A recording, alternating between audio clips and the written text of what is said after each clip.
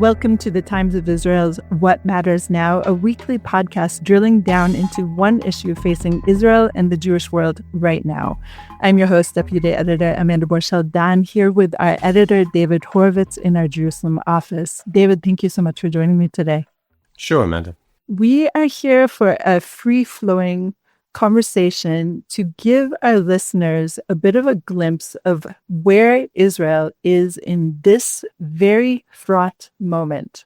Israel, from my perspective, is standing at a crossroads from many, many, many different issues. We are before any kind of renewed, very intensive fighting in Gaza, which may or may not happen. We are also before another clinched release deal for our hostages, which may or may not happen. But more than that, taking a couple steps backwards away from the war itself, we are at a moment of domestic strife, perhaps that's the word for it, in which there's so much fraught tensions over everything having to do with democracy. And yesterday we saw a very large display of demonstrations here in the capital. David, what was seen yesterday here? I think you're right that it's a very fraught moment. And I do think, since you're speaking to me, you get my take on it. I do think aspects of our democracy are under significant threat. And I think the mood of the nation reflects the concern about that. What you seem to have is a government, and especially a prime minister, trying to center complete control of all branches of government in his hands. How that's playing out right now is that tonight the cabinet is meeting for the first time in history to dismiss the head of the Shin Bet, the domestic security agency, who has said he's planning to step down because of his organization's failures surrounding October the 7th, but had resisted Netanyahu's pressure for him to resign, among other reasons, because he thinks Netanyahu will try to put in a loyalist to Netanyahu. In other words, somebody who is more inclined to worry about the prime minister's interests than the state's. And he has said there needs to be a state commission of inquiry into October the 7th, and which Netanyahu is resisting because that would presumably involve recommendations that the prime minister resign.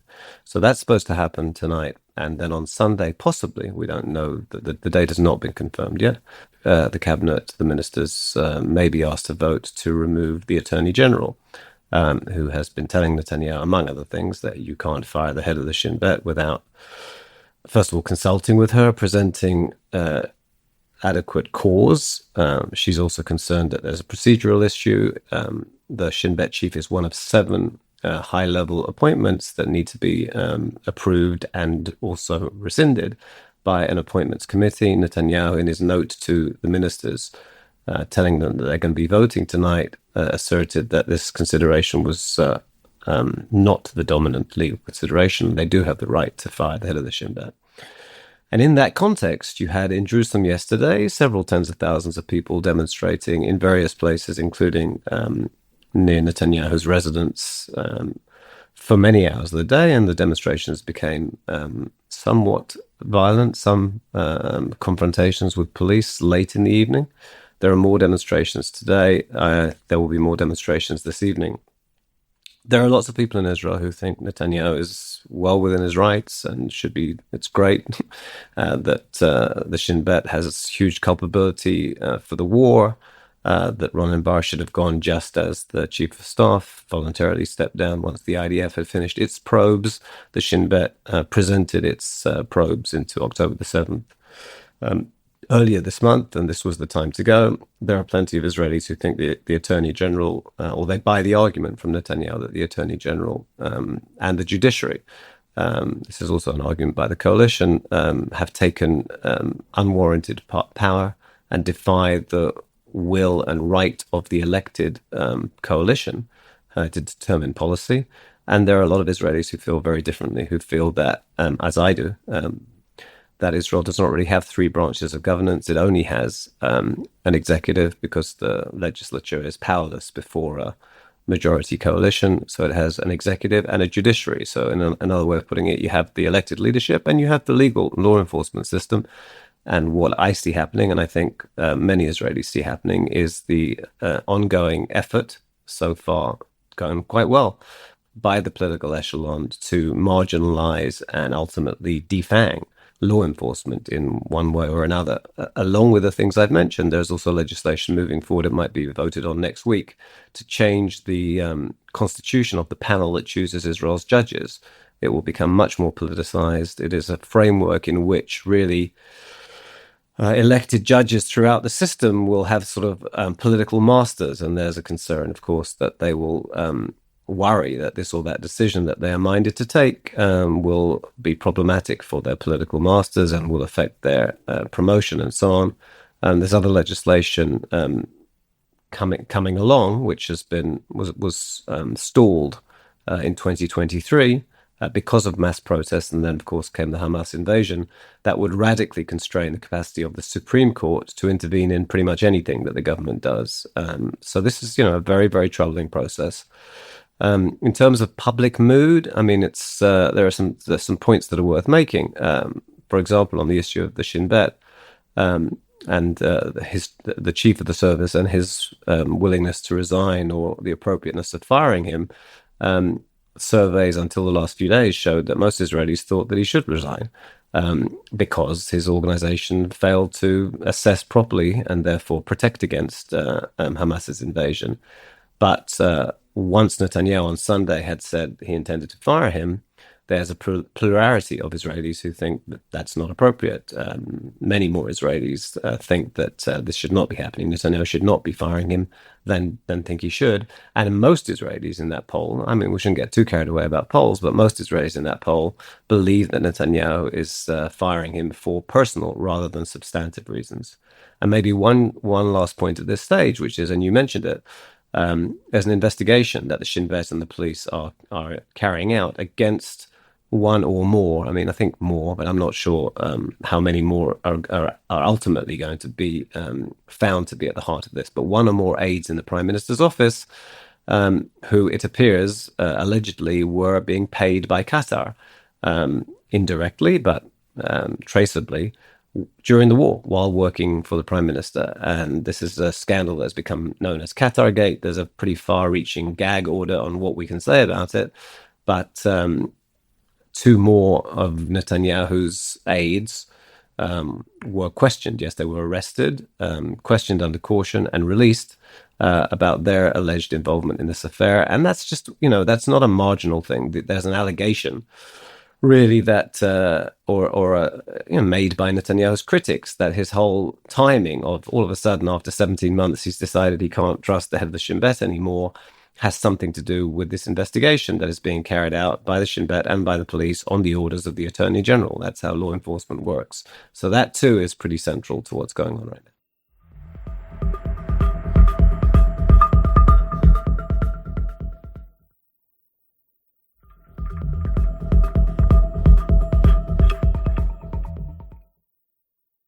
It is so much that you just said. It's a whirlwind of news, of course, that we're trying to cover here at the Times of Israel, but it's just a whirlwind altogether. And I want to pull out one string of this tangled web, and that is the Ronen Bar firing.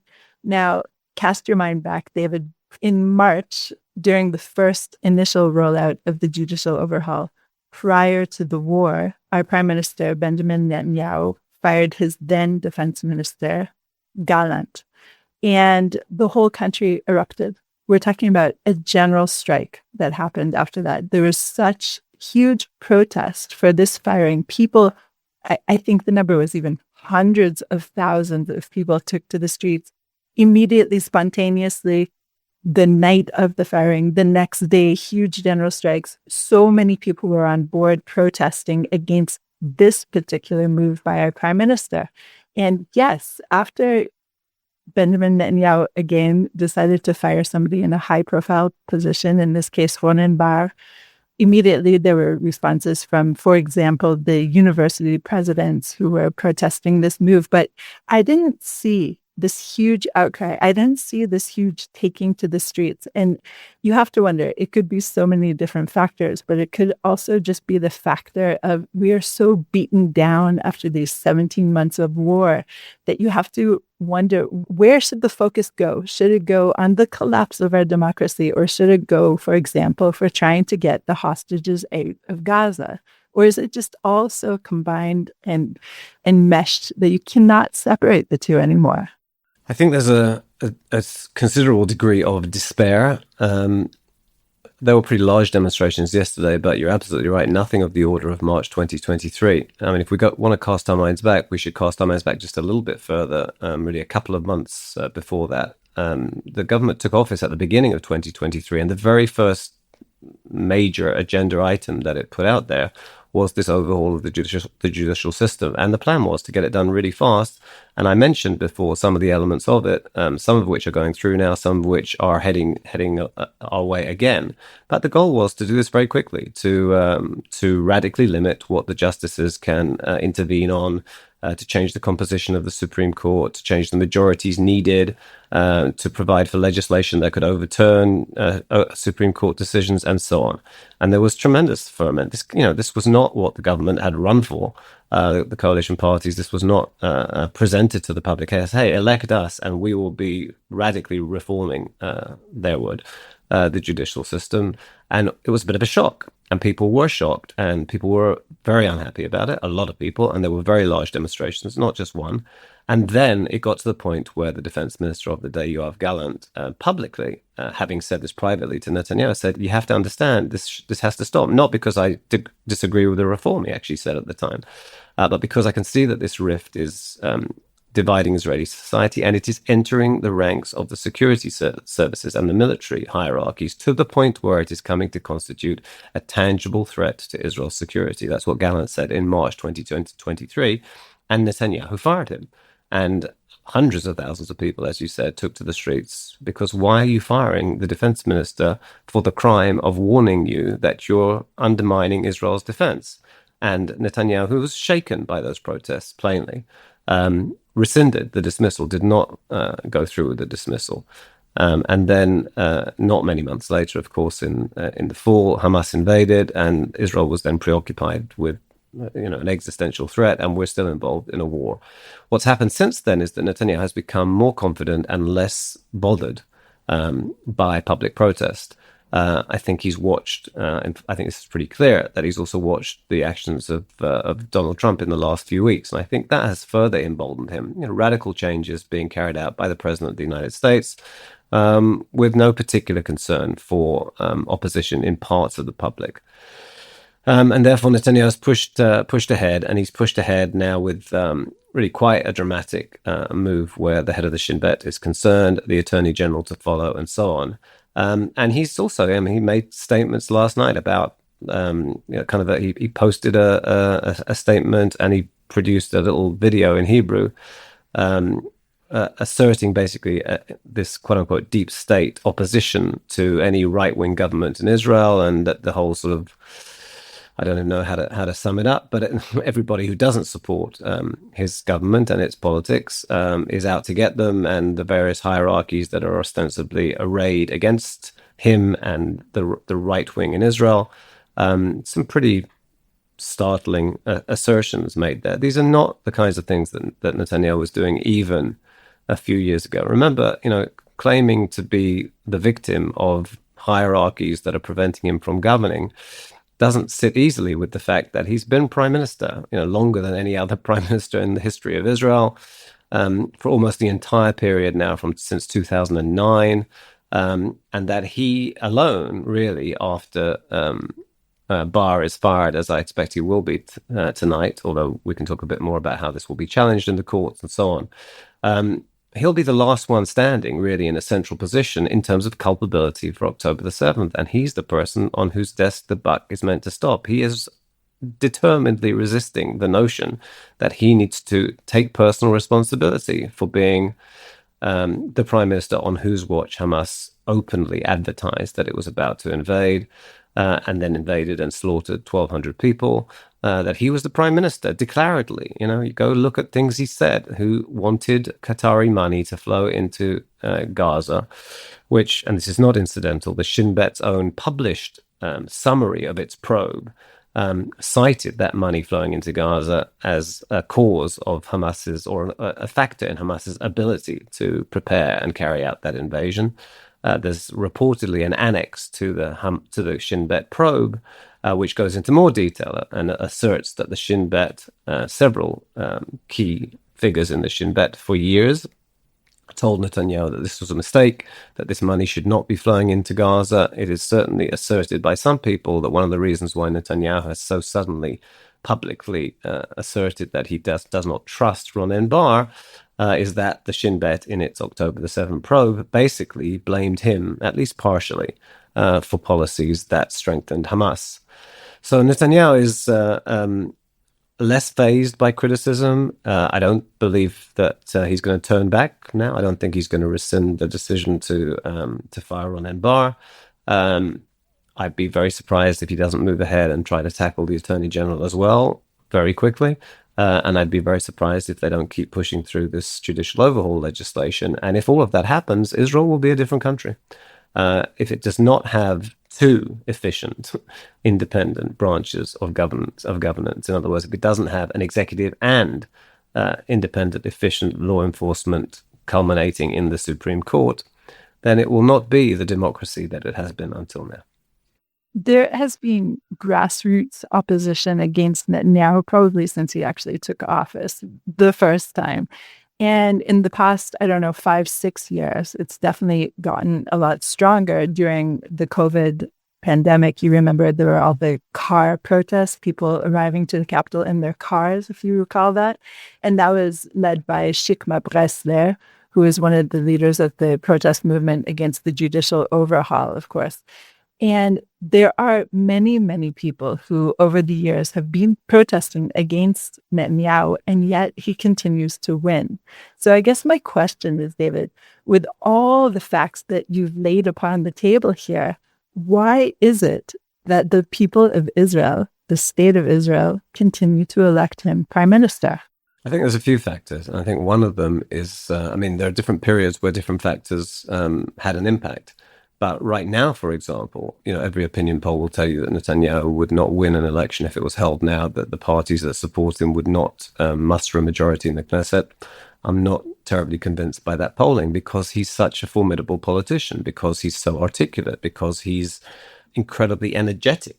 Even something like that may sound marginal. Well, no, he seems to fight harder, campaign more determinedly and protractedly. He masters social media in ways that his opposition still has not really begun to learn. And then I would add that into that mix right now, that since October the 7th, it's not as though Israelis have trended to the center and the left. Hamas invaded Israel from an area that Israel had withdrawn from in 2005. Hamas forced out the Fatah faction of the PLO in 2007 and built an army. In other words, leaving that area did not bolster Israeli security. Israelis are wary about all the other fronts of this war, and therefore the left and center parties are not attractive to as many Israelis as they were a generation ago, because Israelis have been battered by the staggering degree of hostility and violence. And in the last round, of course, October the 7th, monstrous barbarism, things that are just indescribably awful that were perpetrated by thousands of Hamas-led invaders on October the 7th. 1,200 people were killed. We haven't even begun to come to terms with the people who were lost, mainly civilians, murdered in their homes, families, children watching their parents being killed, and vice versa. At the Nova Music Festival, all the things you know, and 250 people taken hostage, and 59 of them are still being held. None of these are things that will bolster support for parties in the center, and especially the left. Even though there, for all I know, there are many Israelis who are voting or would vote for Netanyahu and right of center parties who do have concerns about democracy and so on. But in the balance, like I say, it's hard to imagine that people are moving from right to left. So that's a factor. I also think, I mean, I don't know how to run a political party in government or opposition, of course, but I kind of think that the opposition parties don't seem to know how to do that either. Opposition is not terribly effective to Netanyahu. It's not my area of expertise, but the counters to him are not especially compelling, shall we say. And I think he has been blessed with relatively weak opposition.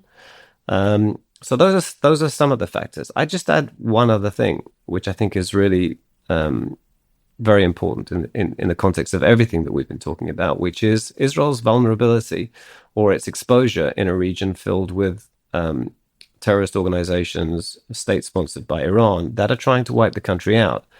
There's a lot of dissent and division in the United States. There are people who love the new administration. There are people who loathe it. There are people who are horrified by the speed with which things are changing there under this president. There are people who are delighted by it. But whatever the divides are, America essentially, just at the most fundamental level, is not in existential peril. Israel is in existential peril if ever it lets its guard down, and we saw what happened on October the 7th. This was the weakest of the terrorist proxies, or one of the weakest. I don't know how you'd grade the Houthis, but it was not Hezbollah, and it's certainly not Iran closing in on a nuclear weapon. This was Hamas in Gaza, where the security establishment allowed itself to believe there was no significant threat. The now departed chief of staff, Herzi Halevi, in a briefing when the army was presenting some of its October the 7th probes to one audience, said the Gaza border was the border I was least worried about. I was much more worried about Hezbollah. Israel's longest border, of course, is with Jordan. Gaza, they were, I wouldn't say unconcerned, but on the relative scale of things, the chief of staff said this was the area where he had the least concern. And yet, look at the horrors that were inflicted on Israel because we let our guard down. And therefore, the danger of having such a divided society, and Netanyahu, say what you like about him, but he is divisive.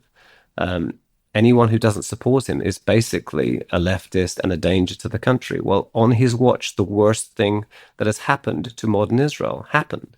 So it's not terribly credible to brand everybody else dangers to Israel when you have presided over this most terrible, the worst single day for Jews since the Holocaust, the highest death toll for Jews in a single day since the Holocaust.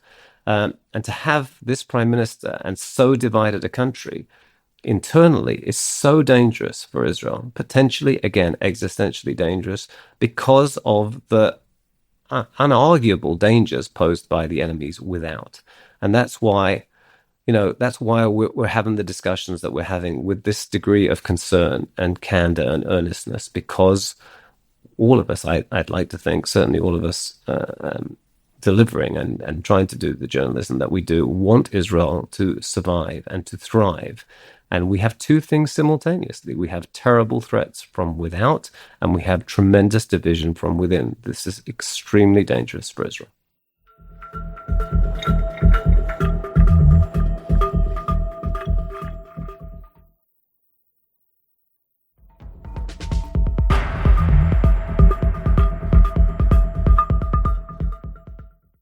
Do you see any way forward from this? You're not obviously a prophet. You're not any kind of, leader of society. We are charting what is happening to society. I don't expect you to have the answers, but you've been here in Israel for decades. We've been in crisis before, including the Rabin assassination. And the country got back together, in part at least. It was patched up, shall we say. Do you see a way that we can be patched up from this, the crisis of democracy, the hostages, the divisiveness over whether to continue in Gaza with a full-fledged war or to do everything possible to get the hostages out? There's so much at stake. So, I mean, you cited an array of what do I think is going to happen areas. So on the hostages and the war, obviously, I don't know. There was a deal that was approved, drafted to a large extent by Israel in May of last year. For many months, Netanyahu did not energetically push to get it implemented and claimed that it was Hamas that was resisting. It was finally agreed in January.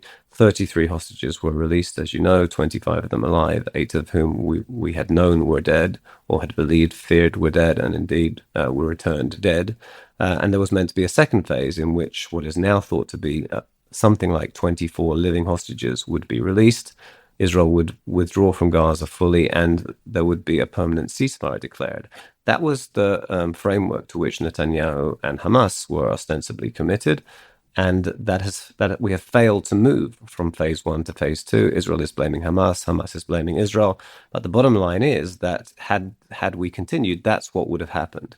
Now, Netanyahu had said, I can't agree to end the war. I won't agree to a full withdrawal of IDF troops, even though that was in the deal that he had accepted, because, among other things, he said, the world won't let us go back. And I have not understood that reasoning. And indeed, as you can see right now, Amanda, Israel has gone back. It has resumed a military campaign. It's not a full-scale military campaign. It does have some ground elements to it, but it's certainly not a full-scale ground offensive. And yet, the bottom line that I'm trying to posit here is that, of course, Israel could go back. And I don't understand why the emphasis was not on, hey, move forward with this deal, get out as many living hostages as you can, get out as many hostages as you can. There is no question that Hamas will breach any agreement on a ceasefire because it is determined to destroy Israel. If it doesn't breach the ceasefire, it's no longer Hamas. If it doesn't gear up to try and kill us again, it's no longer Hamas. That would be great. That's not going to happen. They'll breach the deal. And you have a Trump administration that, of course, as we can see, supports Israel resuming a military campaign when necessary. So I still don't understand that reasoning, and other people will tell me why I don't understand and what I've got wrong. Hard for me to understand how this is going to play out. I don't know. The families of the hostages are desperate.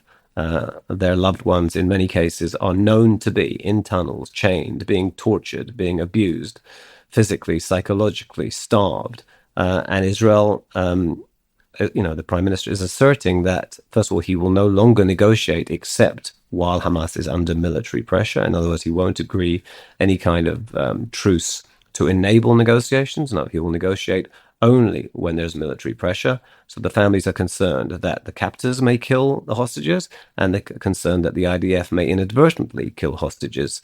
Heaven forbid in all cases. But that's their fear, and I don't know how that's going to play out. Your wider question about patching up Israel, altogether, please God, right? I don't know.